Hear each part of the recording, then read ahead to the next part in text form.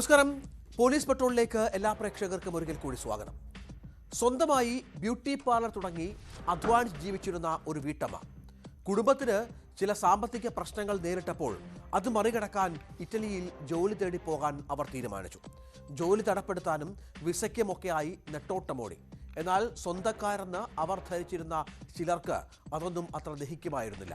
ആ യാത്ര മുടക്കാൻ നടത്തിയ ശ്രമം കലാശിച്ചത് കേരളം കണ്ട ഏറ്റവും വലിയ വ്യാജ ലഹരി കേസിലാണ്. പറഞ്ഞു വരുന്നത് തൃശൂർ ചാലക്കുടിയിലെ ബ്യൂട്ടി പാർലർ ഉടമ ഷീല സണ്ണിയെക്കുറിച്ചാണ്. ചെയ്യാത്ത തെറ്റിന് 72 ദിവസമാണ് ഈ വീട്ടമ്മ ജയിലിൽ കിടക്കേണ്ടി വന്നത്. കേസിൽ ഷീലയുടെയും മരുമകളുടെ സഹോദരി ലിവിയ ജോസ് മുംബൈയിൽ നിന്ന് പിടിയിലായി. ഇതോടെ ഷീലയെ കുടുക്കാൻ നടന്ന ശ്രമം പൂർണ്ണമായും പുറത്തു കൊണ്ടുവരാൻ ആകുമെന്നാണ് പോലീസ് പ്രതീക്ഷിക്കുന്നത്. ആ വാർത്തയുടെ വിശദാംശങ്ങളാണ് പോലീസ് പെട്രോളിൽ. ആദ്യം ഇതടക്കം നിരവധി വാർത്തകളുണ്ട്. സ്വാഗതം.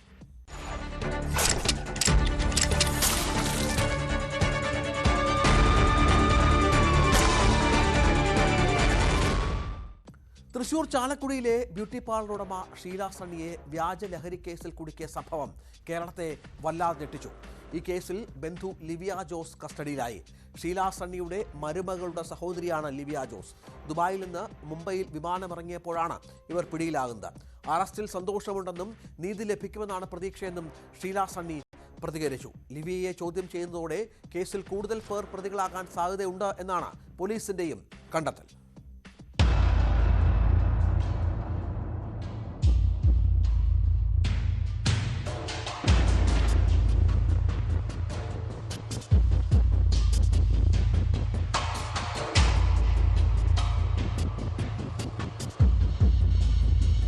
ബംഗളൂരുവിൽ സ്വകാര്യ സ്ഥാപനത്തിലായിരുന്നു ലിവിയ മുമ്പ് ജോലി ചെയ്തിരുന്നത്. സഹോദരിയുടെ ഭർത്താവിന്റെ അമ്മയായ ഷീല സണ്ണിയെ കൊടുക്കാൻ വ്യാജ ലഹരി കേസിൽ പ്രതിയാക്കുകയായിരുന്നു ലിവിയ എന്നാണ് അന്വേഷണത്തിൽ കണ്ടെത്തിയത്. തുടർന്ന് പോലീസ് ചോദ്യം ചെയ്യാൻ വിളിപ്പിച്ചപ്പോൾ ദുബായിലേക്ക് കടന്നുകളഞ്ഞു. കേസിലെ ഒന്നാം പ്രതിയായ തൃപ്പൂണിത്തുറ സ്വദേശി നാരായണദാസിനെ പോലീസ് നേരത്തെ പിടികൂടിയിരുന്നു. ഇയാൾ നിലവിൽ റിമാൻഡിലാണ്. നാരായണദാസ് അറസ്റ്റിലായതിനു പിന്നാലെയാണ് ലിവിയയുടെ പങ്ക് തെളിയുന്നത്. പോലീസ് കോടതിയിൽ സമർപ്പിച്ച റിപ്പോർട്ടിലും ലിവിയയുടെ പേരുണ്ട്. ദുബായിലേക്ക് കടന്നതിന് പിന്നാലെ പോലീസ് ലിവിയയ്ക്കായി ലുക്കൌട്ട് നോട്ടീസ് പുറത്തിറക്കിയിരുന്നു. ദുബായിൽ നിന്നും മുംബൈയിൽ വിമാനമിറങ്ങിയപ്പോഴാണ് യുവതിയെ കസ്റ്റഡിയിലെടുത്തത്. ഇവരെ ശനിയാഴ്ച കേരളത്തിലെത്തിക്കുമെന്നാണ് വിവരം.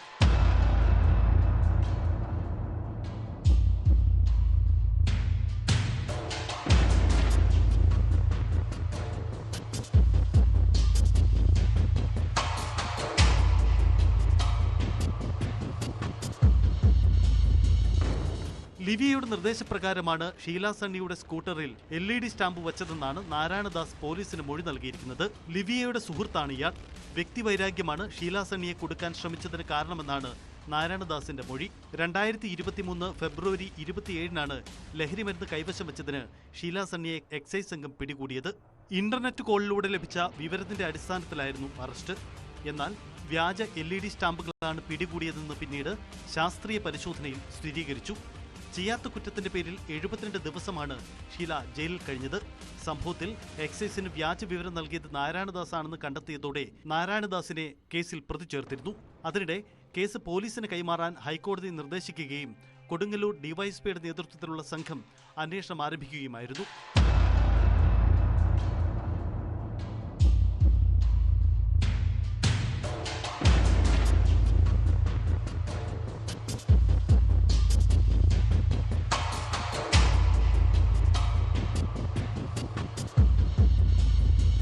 മരുമകളുടെ സ്വർണം പണയം വെച്ചതുമായി ബന്ധപ്പെട്ട് കുടുംബാംഗങ്ങൾക്കിടയിൽ തർക്കമുണ്ടായിരുന്നു. കടങ്ങൾ വീട്ടാനായി ഷീല സണ്ണി ഇറ്റലിയിലേക്ക് പോകാൻ ശ്രമം നടത്തിയപ്പോൾ സ്വർണത്തിന്റെ കാര്യത്തിൽ തീരുമാനമുണ്ടാകാതെ പോകുന്നതിൽ മരുമകളുടെ വീട്ടുകാർക്ക് എതിർപ്പുണ്ടായിരുന്നു.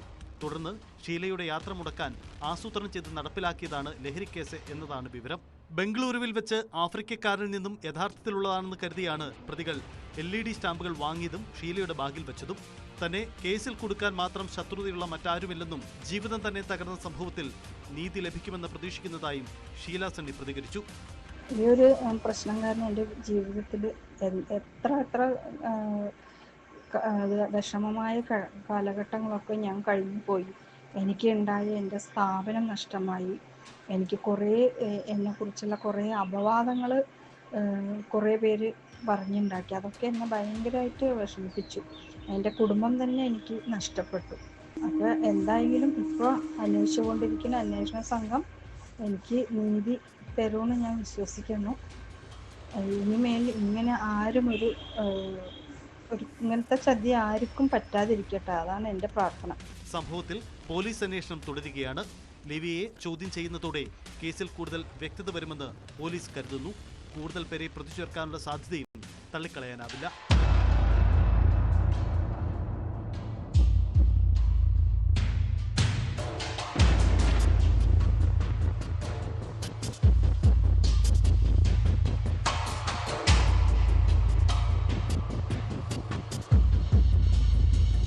News desk news 18.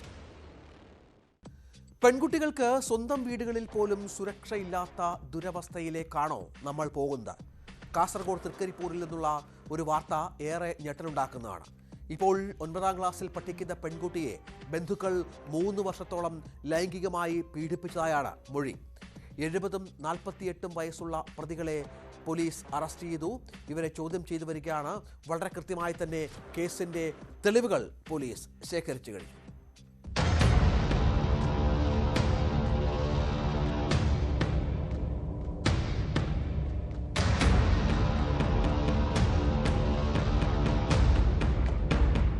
Chandera police station പരിധിയിൽ താമസിക്കുന്ന പെൺകുട്ടിയാണ് പീഡനത്തിനിരയായത്. പ്രതികളിൽ ഒരാൾക്ക് 70 വയസ്സും മറ്റൊരാൾക്ക് 48 വയസ്സുമാണ്. 2019 മുതൽ 2022 വരെയുള്ള കാലയളവിൽ ഇരുവരും കുട്ടിയെ ലൈംഗികമായി പീഡിപ്പിച്ചുവെന്നാണ് പരാതി.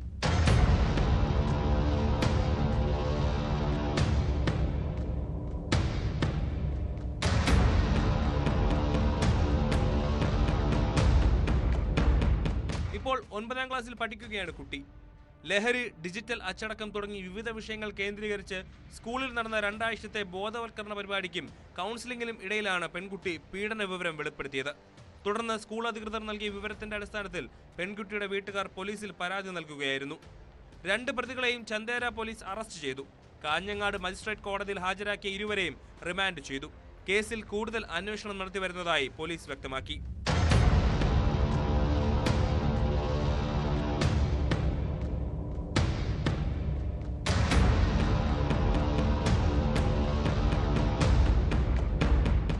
ന്യൂസ് 18 തൃക്കരിപ്പൂർ. പാറശാലയിൽ 5 വയസ്സുകാരിയെ ലൈംഗികമായി ചൂഷണം ചെയ്ത കേസിൽ പിതാവ് പിടിയിൽ. ശിശുക്ഷേമ സമിതിയിൽ നിന്നും ദത്തെടുത്ത കുഞ്ഞിനെയാണ് 52കാരൻ ലൈംഗികമായി ചൂഷണം ചെയ്തത്. ഭാര്യയുമായി കുടുംബ പ്രശ്നങ്ങൾ നിലവിലുള്ളതിനാൽ പരാതി ലഭിച്ചപ്പോൾ കെട്ടിച്ചമച്ചതാണോ എന്ന് പോലീസ് സംശയിച്ചിരുന്നു. എന്നാൽ വിശദമായ അന്വേഷണത്തിൽ ലൈംഗിക ചൂഷണം സ്ഥിരീകരിച്ചതായി പോലീസ് പറഞ്ഞു.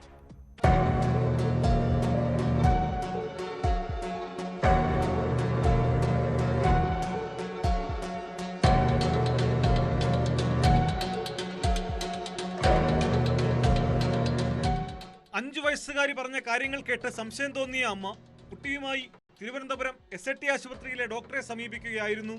ഡോക്ടറുടെ പരിശോധനയിൽ പീഡനം സ്ഥിരീകരിച്ചു. തുടർന്നാണ് അമ്മ പാറശാല പോലീസിൽ പരാതി നൽകിയത്.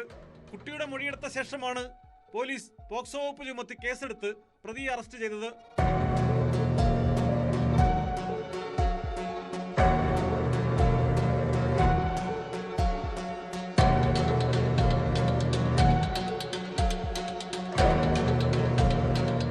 ശിശുക്ഷേമ സമിതിയിൽ നിന്ന് ദത്തെടുത്ത കുഞ്ഞാണിത്.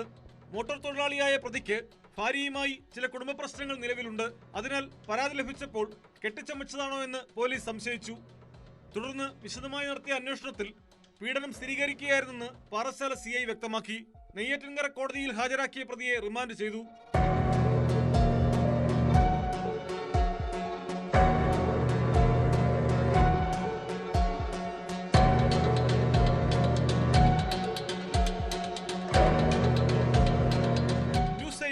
നെയ്യാറ്റിൻകര.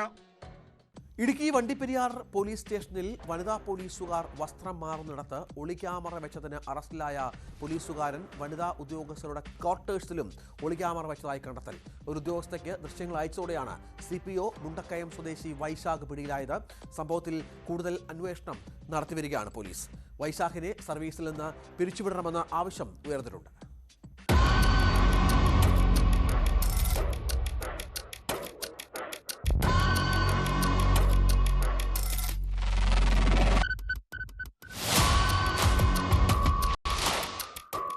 സ്റ്റേഷനിലെ വനിതാ പോലീസ് ഉദ്യോഗസ്ഥരുടെ വിശ്രമ മുറിക്ക് പുറമെ അവരുടെ ക്വാർട്ടേഴ്സിലെ റെസ്റ്റ് റൂമിലും വൈശാഖ് ഒളിക്യാമറ വെച്ച് ദൃശ്യങ്ങൾ പകർത്തിയതായാണ് കണ്ടെത്തൽ.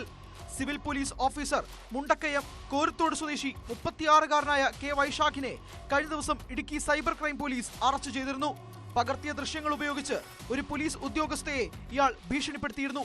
ഇവർ പരാതി നൽകിയതോടെയാണ് സംഭവം പുറത്തറിഞ്ഞത്. ജൂൺ 10-നാണ് ഉദ്യോഗസ്ഥയുടെ ഫോണിലേക്ക് വാട്സാപ്പ് വഴി വൈശാഖ് വീഡിയോയും ഫോട്ടോയും അയച്ചു കൊടുത്തത്. തന്റെ താല്പര്യത്തിന് വഴങ്ങണമെന്ന തരത്തിൽ ഭീഷണി സന്ദേശവും ഇതിനൊപ്പം ഉണ്ടായിരുന്നു. ദൃശ്യങ്ങൾ പിന്നീട് വൈശാഖ് തന്നെ ഡിലീറ്റ് ചെയ്തു.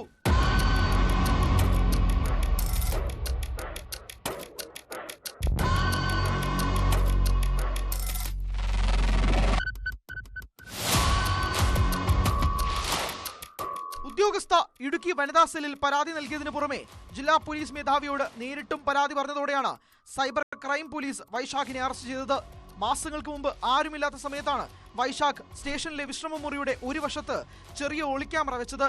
പരാതിക്കാരിയെയാണ് പ്രധാനമായും ഇയാൾ ലക്ഷ്യം വെച്ചതെന്നാണ് സൂചന. എന്നാൽ മറ്റു ചിലരുടെയും ദൃശ്യങ്ങൾ പകർത്തിയതായി വ്യക്തമായിട്ടുണ്ട്. വൈശാഖിന്റെ ഫോൺ സൈബർ പോലീസ് പിടിച്ചെടുത്തിരുന്നു. ചില ദൃശ്യങ്ങൾ ഫോണിൽ നിന്ന് ഡിലീറ്റ് ചെയ്തിട്ടുണ്ട്. ക്യാമറ ഇയാൾ പിന്നീട് വിശ്രമ മുറിയിൽ നിന്ന് മാറ്റിയിരുന്നു. അന്വേഷണ സംഘം ഈ ക്യാമറ കണ്ടെടുത്തതായാണ് സൂചന. ഫോൺ, ക്യാമറ, പെൻഡ്രൈവ് എന്നിവയുടെ ശാസ്ത്രീയ പരിശോധനയ്ക്ക് ശേഷമേ കുറ്റകൃത്യത്തെക്കുറിച്ചുള്ള കൂടുതൽ വിവരങ്ങൾ ലഭ്യമാകൂ. ഇതിനായി സൈബർ ഫോറൻസിക് വിഭാഗത്തിന്റെ സഹായം തേടിയിട്ടുണ്ട്. പ്രതി റിമാൻഡിലാണ്. അതേസമയം വൈശാഖിനെ പിരിച്ചുവിടണമെന്നാവശ്യപ്പെട്ട് യൂത്ത് കോൺഗ്രസിന്റെ നേതൃത്വത്തിൽ വണ്ടിപ്പെരിയാർ സ്റ്റേഷനിലേക്ക് നടത്തിയ മാർച്ചിൽ സംഘർഷമുണ്ടായി.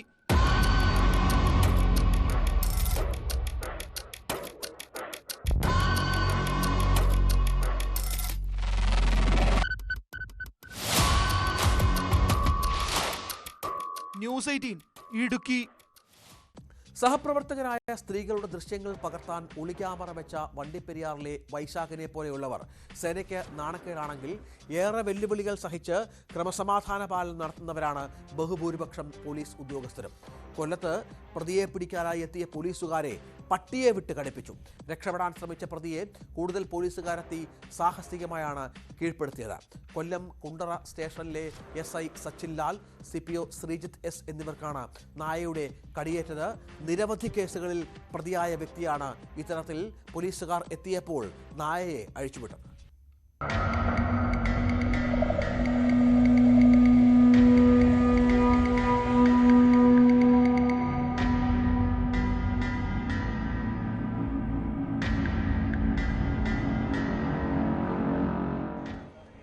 കഴിഞ്ഞ ദിവസം രാത്രി നെല്ലിമുക്കിലുണ്ടായ അടിപിടി കേസിൽ ജിജേഷ് എന്നയാളെ അറസ്റ്റ് ചെയ്യാൻ വേണ്ടിയാണ് SI സച്ചിനും സംഘവും എത്തിയത്. പടപ്പക്കര സ്വദേശി ജിജേഷിനെ പിടികൂടാൻ തുടങ്ങിയപ്പോൾ ഇയാൾ കുതറിമാറുകയും പോലീസിനെ ആക്രമിക്കുകയുമായിരുന്നു. തള്ളിയിട്ട SIയുടെ കാലിൽ ജിജേഷ് കടിക്കുകയും ചെയ്തു. തുടർന്ന് ചാടി എഴുന്നേറ്റ ജിജേഷ് തന്റെ വളർത്തുനായയെ അഴിച്ചുവിട്ട് കടിപ്പിക്കുകയായിരുന്നു.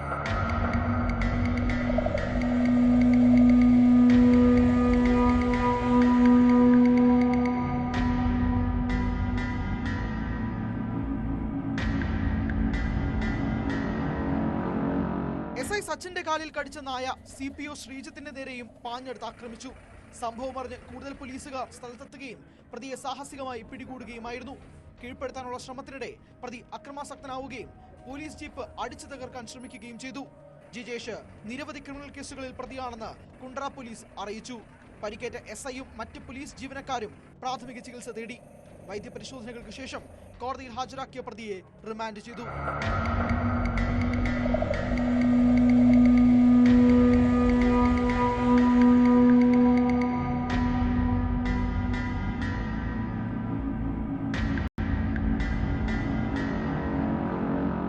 ന്യൂസ് 18 കൊട്ടാരക്കര. തിരുവനന്തപുരം കാട്ടാക്കട വിളവൂർക്കലിൽ ദുരൂഹ സാഹചര്യത്തിൽ പാസ്റ്ററെയും സഹായിയായ സ്ത്രീയെയും കിണറ്റിൽ മരിച്ച നിലയിൽ കണ്ടെത്തി. പാസ്റ്റർ ദാസയ്യൻ, ഇവിടെ താമസിച്ചിരുന്ന ഉച്ചക്കട സ്വദേശിനി ചെല്ലമ്മ എന്നിവരാണ് മരിച്ചത്. പ്രാർത്ഥനാലയം സ്ഥിതി ചെയ്യുന്ന സ്ഥലത്തിന്റെ ഉടമസ്ഥാവകാശത്തെ ചൊല്ലി കേസ് നടക്കുന്നതിനിടയിലാണ് മരണം. ആത്മഹത്യയെന്നാണ് പോലീസിന്റെ പ്രാഥമിക നിഗമനം. സംഭവത്തിൽ കൂടുതൽ അന്വേഷണം നടത്തുമെന്ന് പോലീസ് അറിയിച്ചു.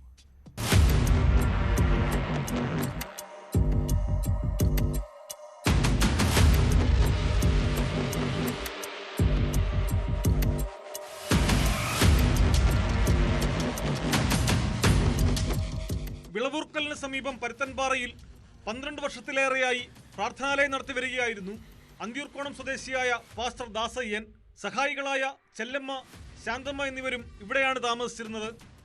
80-കാരനായ ദാസയ്യനെയും 85 വയസ്സുള്ള ചെല്ലമ്മയെയും രാവിലെയാണ് ആശ്രമത്തിന് സമീപത്തെ കിണറ്റിൽ മരിച്ച നിലയിൽ കണ്ടത്. ശാന്തമ്മയാണ് ആദ്യം മൃതദേഹം കണ്ടത്. തുടർന്ന് ഫയർഫോഴ്സും പോലീസും എത്തി മൃതദേഹങ്ങൾ പുറത്തെടുത്തു. കാട്ടാക്കട ഡിവൈഎസ്പി റാഫിയുടെ നേതൃത്വത്തിൽ സ്ഥലത്ത് പരിശോധന നടത്തി. അസ്വാഭാവിക മരണത്തിന് കേസെടുത്താണ് പോലീസ് അന്വേഷണം.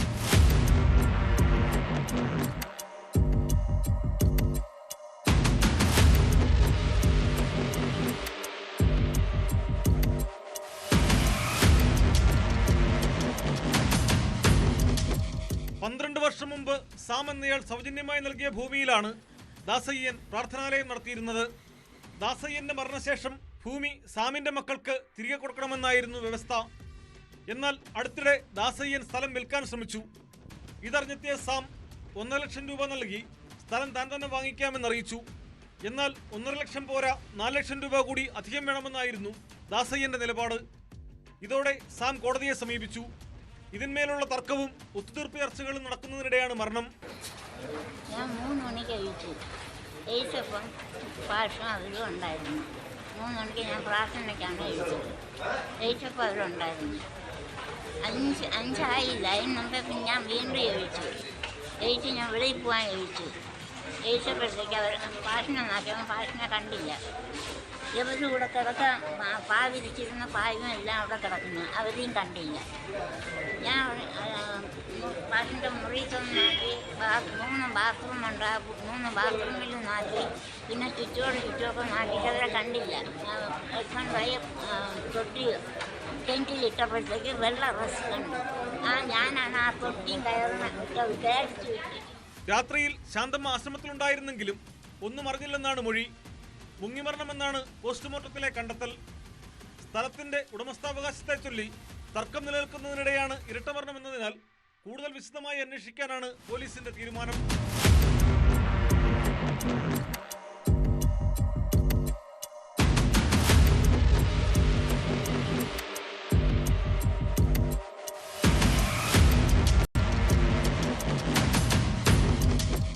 ന്യൂസ് 18 നെയ്യാറ്റിൻകര.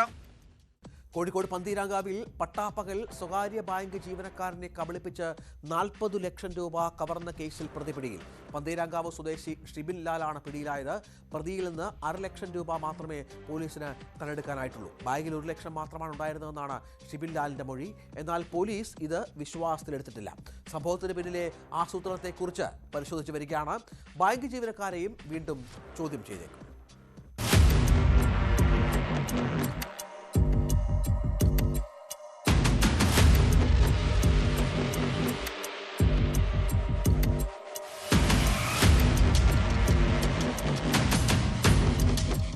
വെള്ളിയാഴ്ച ഉച്ചയോടെ പാലക്കാട്ട് നിന്നാണ് ഷിബിൻ ലാൽ പിടിയിലായത്. കവർച്ചയ്ക്ക് പിന്നാലെ സ്കൂട്ടർ ഉപേക്ഷിച്ച് ബസ്സിൽ തൃശൂരിലേക്ക് പോയ ഇയാൾ പിന്നീട് പാലക്കാട്ടേക്ക് പോവുകയായിരുന്നു.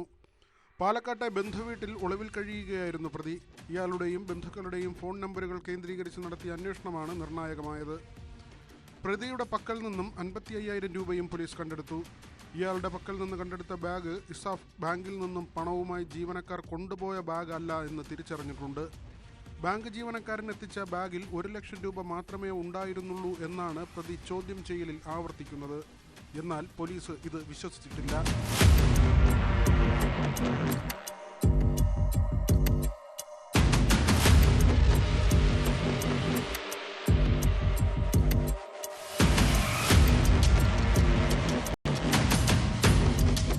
ഫാറൂഖ് ASP ഓഫീസിൽ വിശദമായി ചോദ്യം ചെയ്ത ശേഷം കവർച്ചപ്പണം കണ്ടെടുക്കാനായി പ്രതിയെ പാലക്കാട്ടേക്ക് കൊണ്ടുപോയിരുന്നു.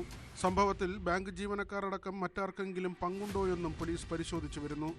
പ്രതി സഞ്ചരിച്ച സ്കൂട്ടർ വ്യാഴാഴ്ച പന്തീരങ്കാവിൽ നിന്നും കണ്ടെടുത്തിരുന്നു. സ്വകാര്യ ബാങ്കിൽ പണയം വെച്ച സ്വർണം ഇസാഫ് ബാങ്കിലേക്ക് മാറ്റിവെക്കണമെന്നാവശ്യപ്പെട്ടാണ് ഷിബിൻ ലാൽ ബാങ്കിലെത്തിയത്. പണയമെടുക്കാനുള്ള 40 ലക്ഷം രൂപയുമായി എത്തിയ ബാങ്ക് ജീവനക്കാരൻ അരവിന്ദന്റെ കയ്യിൽ നിന്ന് പണമടങ്ങുന്ന ബാഗ് കവർന്ന ശേഷം പ്രതി സ്കൂട്ടറിൽ രക്ഷപ്പെടുകയായിരുന്നു. സമാന ആവശ്യവുമായി നേരത്തെ മറ്റ് 3 ധനകാര്യ സ്ഥാപനങ്ങളെ ഷിബിൻ ലാൽ സമീപിച്ചെങ്കിലും ഇയാൾ പറഞ്ഞ ധനകാര്യ സ്ഥാപനത്തിൽ പണയ ഉരുപ്പടികൾ ഇല്ലെന്ന് കണ്ടതോടെ പ്രതിയുമായുള്ള ഇടപാടിൽ നിന്ന് സ്ഥാപനങ്ങൾ പിന്മാറി. പ്രതിയുമായി വിശദമായ തെളിവെടുപ്പ് നടത്തുമെന്ന് പോലീസ് അറിയിച്ചു.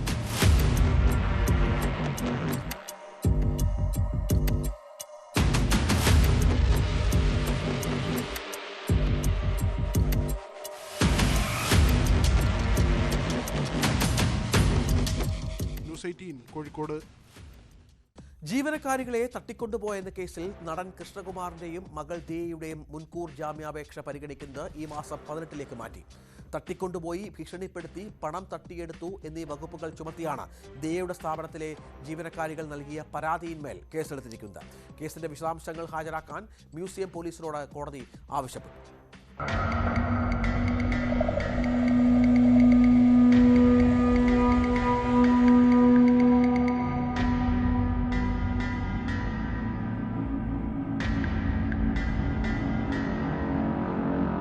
കൃഷ്ണകുമാറിന്റെ മകൾ ദിയ കൃഷ്ണ നടത്തുന്ന ബുട്ടീക്കിലെ വിനീത, ദിവ്യ, രാധാകുമാരി എന്നീ ജീവനക്കാരികൾ പണം തട്ടിയെന്ന് കാട്ടി കൃഷ്ണകുമാർ അസിസ്റ്റന്റ് കമ്മീഷണർക്ക് പരാതി നൽകിയിരുന്നു. ഈ പരാതിയിൽ മ്യൂസിയം പോലീസ് കേസെടുത്തതിന് പിന്നാലെയാണ് കൃഷ്ണകുമാറിനും ദിയ കൃഷ്ണകുമാറിനുമെതിരായി ഇവർ പരാതി നൽകിയത്. തട്ടിക്കൊണ്ടുപോയി ഭീഷണിപ്പെടുത്തിയെന്നും പണം കവർന്നെന്നും സ്ത്രീത്വത്തെ അപമാനിച്ചെന്നുമാണ് ഇവർക്കെതിരായ പരാതി. സംഭവത്തിൽ നടൻ കൃഷ്ണകുമാറും ദിയ കൃഷ്ണയും നൽകിയ മുൻകൂർ ജാമ്യ ഹർജിയാണ് തിരുവനന്തപുരം പ്രിൻസിപ്പൽ സെഷൻസ് കോടതി ഈ മാസം 18-ലേക്ക് മാറ്റിയത്. കേസിന്റെ വിശദാംശങ്ങൾ ഹാജരാക്കാൻ മ്യൂസിയം പോലീസിനോട് കോടതി ആവശ്യപ്പെട്ടു.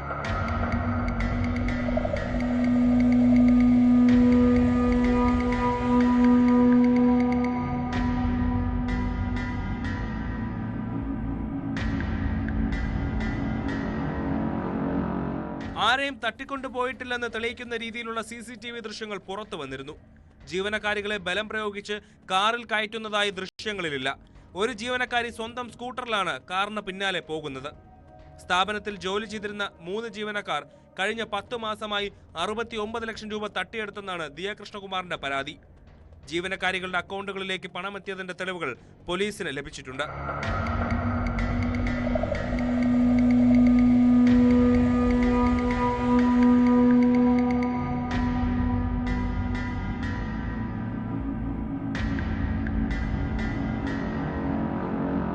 ന്യൂസ് 18 തിരുവനന്തപുരം. അഹമ്മദാബാദ് വിമാനാപകടത്തിൽ മരിച്ച മലയാളി നഴ്സ് രഞ്ജിതയെ അപമാനിച്ച് ഫേസ്ബുക്ക് പോസ്റ്റിട്ട ഡെപ്യൂട്ടി തഹസിൽദാർ എ പവിത്രൻ അറസ്റ്റിൽ. സമൂഹത്തിൽ ജാതീയമായി സ്പർദ്ധ ഉണ്ടാക്കാൻ ശ്രമം നടത്തിയതിന് ജാമ്യമില്ല വകുപ്പ് പ്രകാരം കുറ്റം ചുമത്തിയാണ് ഹോസ്ദുർഗ് പോലീസ് ഇയാളെ അറസ്റ്റ് ചെയ്തത്. അറസ്റ്റിലായപ്പോൾ പ്രതി മദ്യപിച്ചിട്ടുണ്ടായിരുന്നുവെന്ന് വൈദ്യപരിശോധനയിൽ വ്യക്തമായി. ഫേസ്ബുക്ക് പോസ്റ്റ് വിവാദമായതിന് പിന്നാലെ റവന്യൂ മന്ത്രി ഇടപെട്ട് പവിത്രനെ സസ്പെൻഡ് ചെയ്തിരുന്നു. അധിക്ഷേപ പരാമർശത്തെ തുടർന്ന് നേരത്തെയും ഇയാളെ സർവീസിൽ നിന്ന് സസ്പെൻഡ് ചെയ്തിട്ടുണ്ട്. നിരന്തരം തലവേദനയുണ്ടാക്കുന്ന ആളാണ് ഇയാൾ എന്നാണ് സഹപ്രവർത്തകരും ജീവനക്കാരും മറ്റും പറയുന്നത്.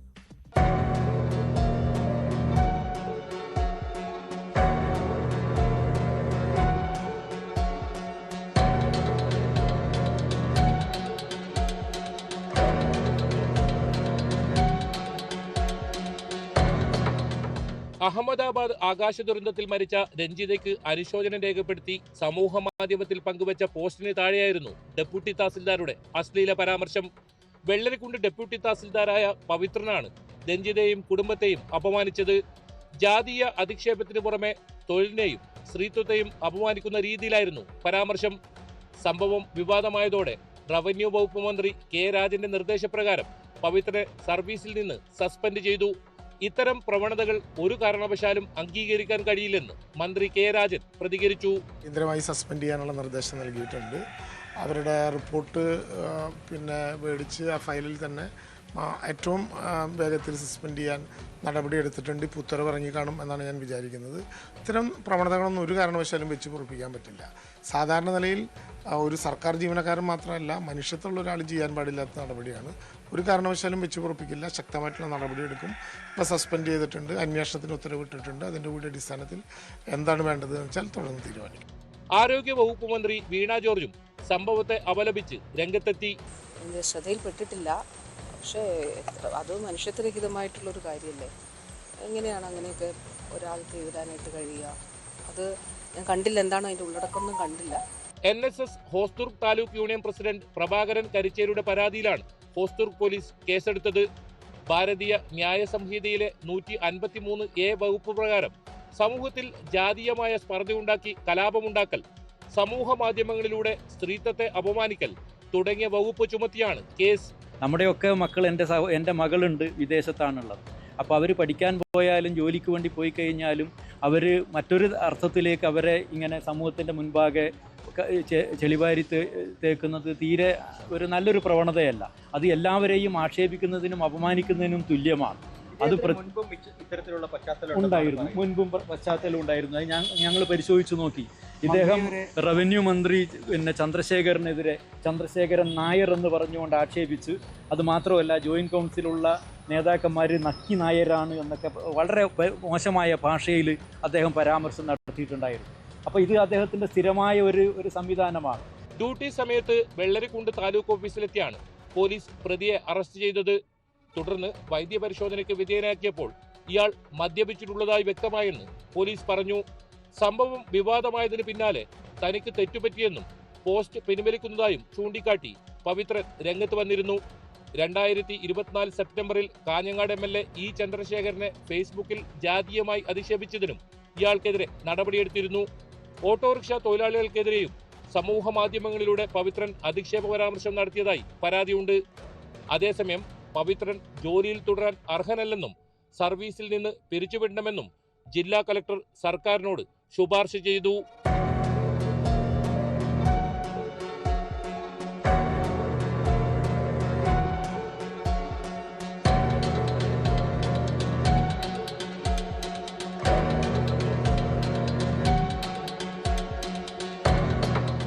ന്യൂസ് 18 കാസർഗോഡ്. ഏറെ സങ്കടകരമായ ഒരു വാർത്തയാണ് ഇനി. എറണാകുളം നോർത്ത് പാലത്തിന്റെ അടിയിൽ രോഗിയെ ബന്ധുക്കൾ ഉപേക്ഷിച്ചുപോയി. തൃശൂർ മതിലകം സ്വദേശി ഷംസുദ്ദീനെയാണ് സഹോദരങ്ങൾ കഴിഞ്ഞ ദിവസം രാവിലെ ഉപേക്ഷിച്ചത്. പോലീസ് ഇയാളെ പുനരധിവാസ കേന്ദ്രത്തിലേക്ക് മാറ്റി. ബന്ധുക്കൾക്കെതിരെ കേസെടുക്കുമെന്ന് പോലീസ് അറിയിച്ചു.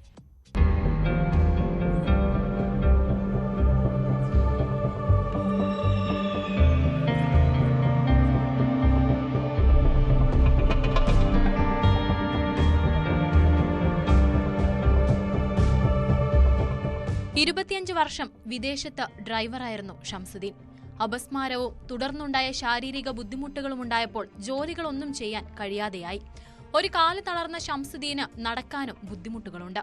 രോഗിയായ തന്നെ ശുശ്രൂഷിക്കാൻ കഴിയില്ലെന്ന് പറഞ്ഞാണ് സഹോദരങ്ങൾ ഉപേക്ഷിച്ചതെന്ന് ഷംസുദ്ദീൻ പറഞ്ഞു. മാനസിക വെല്ലുവിളി നേരിടുന്ന ഭാര്യ കണ്ണൂരിൽ ബന്ധുക്കൾക്കൊപ്പമാണ് താമസം. ബന്ധുക്കൾ തന്നെ ഉപദ്രവിക്കുമായിരുന്നു.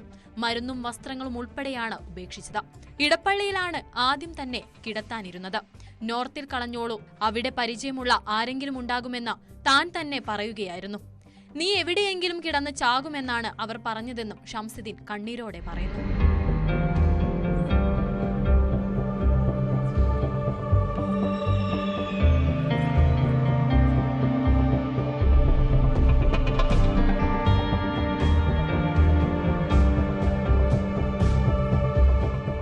രോഗിയെ പാലത്തിനടിയിൽ ഉപേക്ഷിച്ചതറിഞ്ഞ് TJ വിനോദ് MLA ഇടപെടുകയും പോലീസെത്തി